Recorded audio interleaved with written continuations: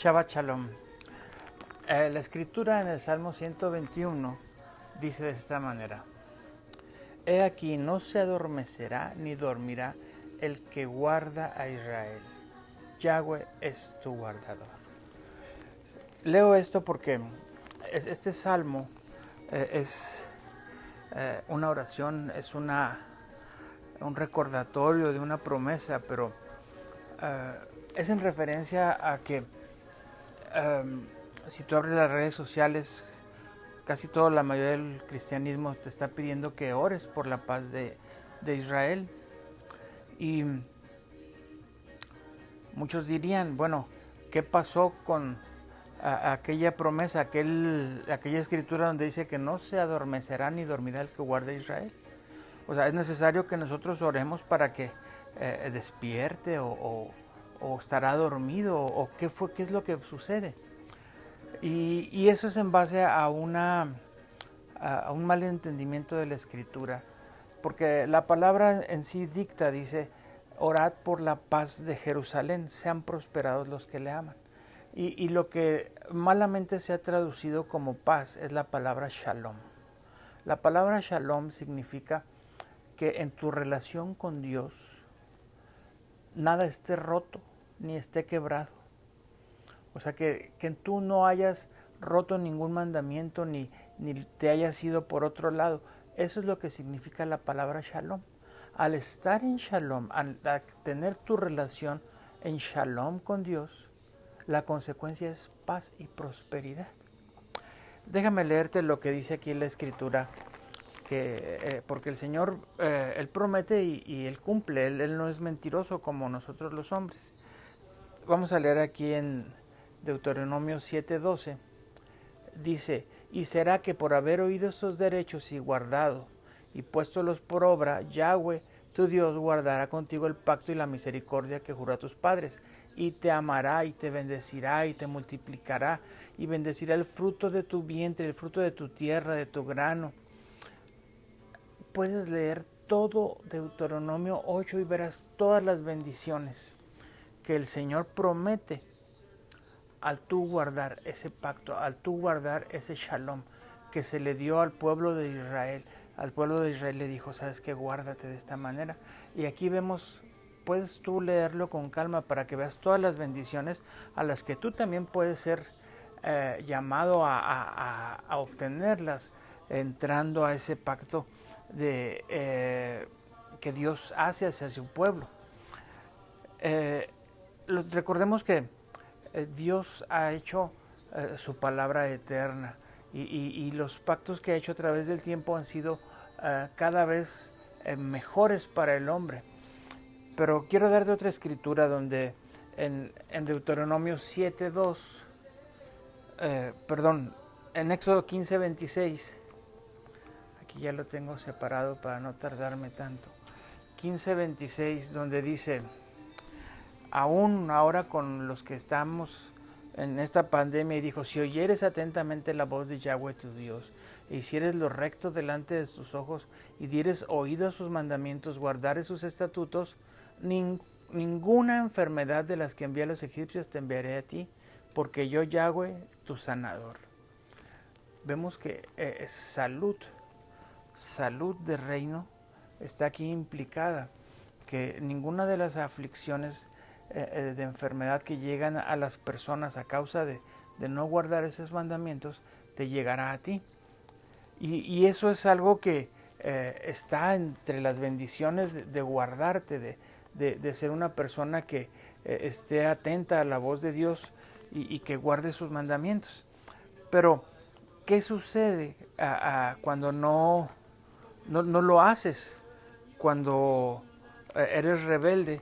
Entonces ahí es cuando vienen los problemas. Quiero que veas lo que dice en Deuteronomio 8:19 y dice de tal manera, dice: mas si llegares a olvidarte de Yahweh tu Dios y anduvieres en pos de dioses ajenos y les sirvieres y ante ellos te encorvares, protéstolo hoy contra vosotros de cierto que pereceréis. como la gente que Yahweh destruiría delante de vosotros, así pereceréis, por cuanto no habéis atendido la voz de Yahweh vuestro Dios. Entonces, el shalom, ese shalom que te da el guardar sus mandamientos, es aquel que provoca el salmista, donde dice que no se dormirá ni adormecerá el que guarda a Israel. Entonces, ¿qué es lo que sucede ahorita con nuestros vecinos, nuestros hermanos allá en Israel? Resulta que ahora en lo que es geográficamente Israel, no solamente hay judíos, cristianos, católicos, musulmanes, hay mucha gente impía. Quizás el católico, el judío, aún el musulmán traten de llevar ciertos mandamientos, pero ¿cómo es que ahora la ciudad de Tel Aviv, la que está siendo más bombardeada, se declara a sí misma la capital mundial del mundo gay, de la gente homosexual? Entonces, el Señor no es mentiroso ni falto de cumplir su palabra, sino que el pueblo de Israel, o sea, la gente que geográficamente está viviendo en Israel, se han apartado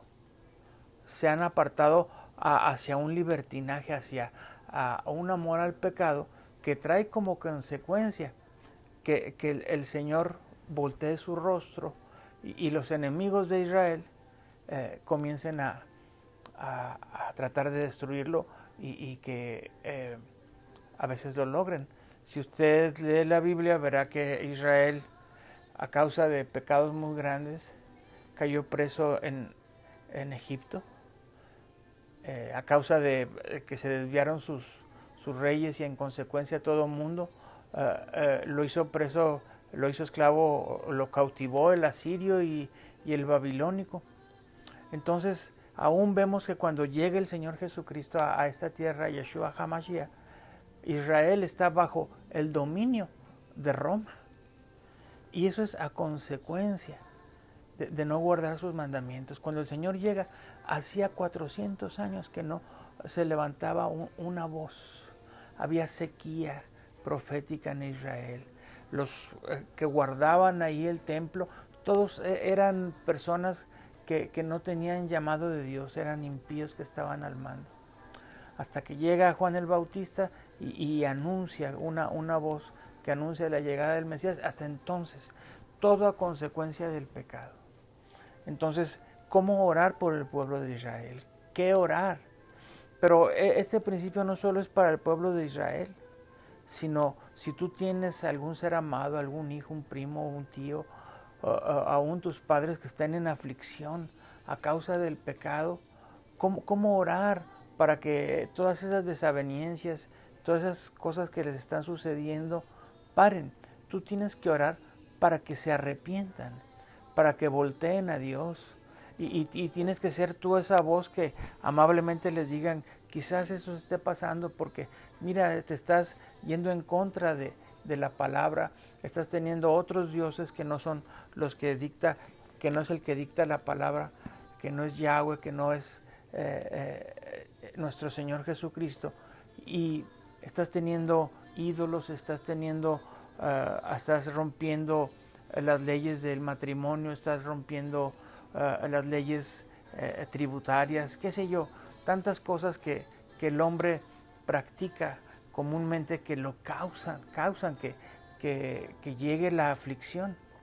Entonces, en el caso específico de los habitantes de Israel, el Israel geográfico, que lo retomaron personas con la visión divina de aquellos huesos que volvían a tomar vida, que aún hay bastante gente justa, gente que ama a Dios en esa tierra, pero que la maldad se ha multiplicado.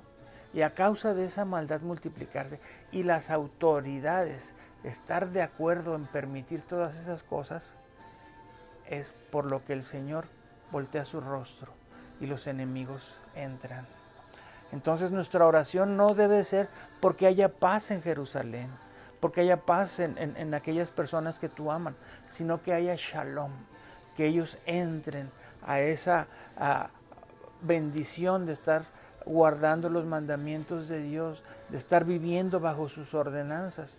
Pero eso para muchos es casi imposible, porque están tantas costumbres, tantos años y tantas cosas que los vienen arrastrando, que lo que necesitan primeramente es conocer cómo ser perdonados.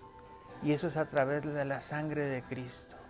Hace más de 2000 años nuestro Señor se humanizó, se entregó a sí mismo como sacrificio para el perdón de tus pecados, de los míos. Y si tú aceptas esa sangre, cuando yo lo acepté, yo veía cómo corrían esas gotas de sangre hacia el piso y imaginaba que era por el perdón de mis pecados. Y los confiesas, los hablas ante Dios en tu cuarto, en donde tú estés en intimidad, y dices: Señor, perdóname, pongo tu sangre como pago para el perdón de mis pecados y anhelo una nueva vida.